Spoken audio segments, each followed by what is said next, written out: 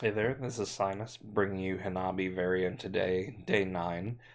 Today we have for you Pink and Dark Omni, and these are both suits that I am just terrible at in general. This is going to be the first video where we give you a 0 at the end of it, and, did the best that I could, but this is also, not only is it a challenging variant to wrap your mind around, but if you look at our efficiency required, it's much higher than most of the other ones, and that has a lot to do with the fact that we're playing with 5 people here, um, and some other factors as well, including the fact that we have Dark Omni rather than regular Omni, which means I think, is this our first Dark suit? It is our first Dark suit. So any Dark suit or anything with a black color to it or dark is considered to be more challenging in most cases because there is only one copy of each rank in a dark suit. So there is one Omni 1, one Omni 2, one Omni 3, one Omni 4, and one Omni 5. Normally, with most of your other suits, you have 3 copies of each one, 2 copies of each 2, 3, and 4, and 1 copy of 5. So that means that every single card in a dark suit is considered to be critical and cannot be discarded, um, which means that it can stop up your hand for quite a while. Particularly if the bottom card is like Omni One, that's really problematic. But they can be done even in those situations if you play really well. Not always, but in some cases. Anyway, let's dive into this one, see how this went. Actually, I told you how it's gonna go. It goes kind of poorly, but we gave it a good try for this many people. All right, so should already know Pink is touched by every single rank.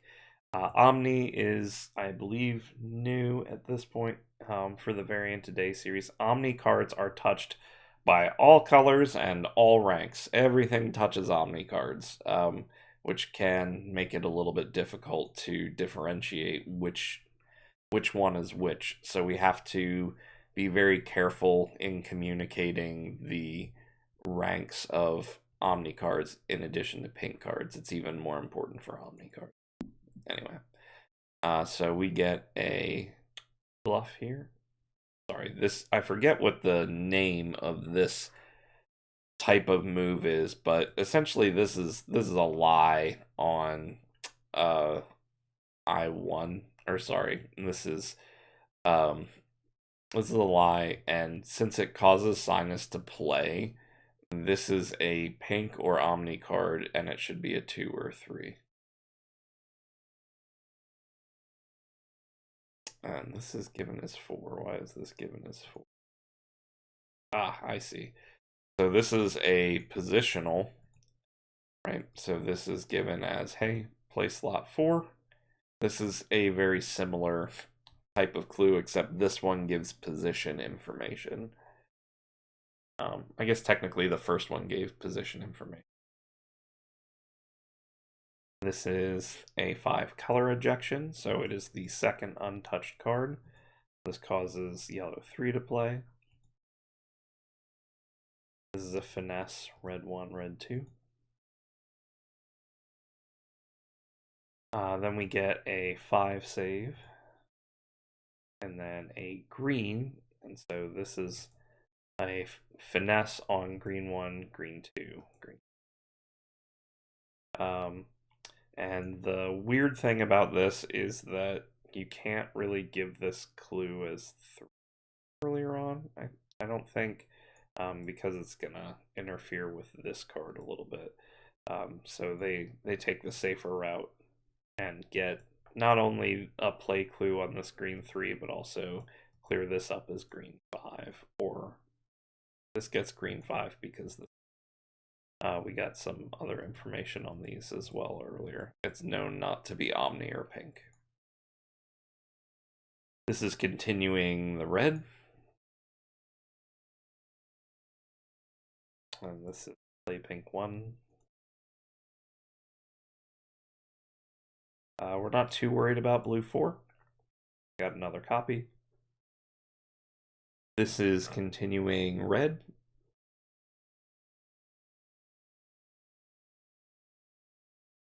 Let's see. So we had some interesting. Sinus can, I guess, potentially. Taking care of this is tough. Because now we are just loading Reaver's hand with a whole bunch of critical cards, which is not great. And really, we got to get this pink 3 out of here sooner rather than later.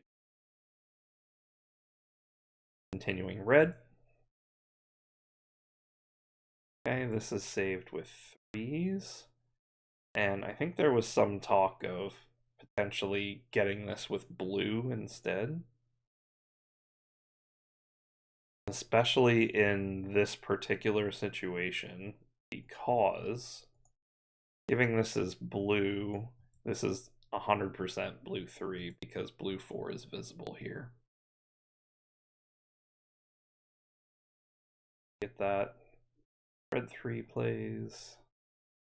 And so New Duke is required to discard here because Reaver needs a clue. There's no way to. There's nothing to play in Reaver's hand, so Sinus sees that while Duke has plays and plenty of things to do, that Duke has trash here, and Sinus doesn't really know whether this card is any good or not. There we go. So this is a blue 4 save. 3 plays. And Sinus has not received any new information on this, so I'm going to go ahead and discard that. 1 plays. And what is this? This is interesting. So we've got some clues that can be given here, right? So there is definitely this green 4 could be given for sure. And so there's also fill-in clues to be given on this Omni 5. So Reaver, though they have a locked hand, is looking at this 5, which is known 100% to be red 5. There is no other card that this could be. Everybody knows this is red 5, and we all agree that it's red 5 because it was continuing red earlier. So if Reaver just wanted to stall, the better clue is to give this card as 5 to clarify and fill in information on this card. But instead, Reaver gives this 5, which is bad. It's a bad clue, right? And it's designed to be a bad clue. And so what this is called is I don't even know what its precise name is, but it's a double ignition, and it's intended as a double ignition. This clue is just so awful. I think this is called a replay double ignition because this card was already told to play, and now we're telling it to play again, rather than giving a more useful clue. So this is calling for green 4 and yellow 4 to play, which is great. Those are it would be really, really great to get both of those cards now. Unfortunately, Yagami thinks that the double ignition is on them, and normally Yagami would be right to do this, but because Reaver's hand is locked, they have the option of the double ignition not being on the very first player after the clue giver in this specific case. So Reaver expected Yagami to discard here and for Argo and New Duke to play their cards. And I think it might have been intended for Yagami to try and get 4 here. But because this misplays, unfortunately, neither of these 2 cards are going to play. Pink 2 plays, which is kind of good, and this is fairly well known to be Pink 3 at this point. And Sinus is wondering, well, if this card was important, why didn't anybody get it? Even after that bomb, there was an opportunity to get this card by Argo. So Sinus discards this and says, hey, wait a second, where is Pink 4 at? Did I have two of them? Is that why nobody clued it? Because it was really weird with Pink 5 being visible for someone not to just give Pink and get this, right? Because the rest of the cards are already gotten, and Sinus would clearly understand that the Pink card was Pink 4, and any other Pinks would be trash. So Red 4 plays, Pink 3 plays.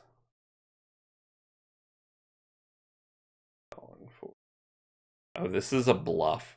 So this is a bluff that doesn't come up quite as often.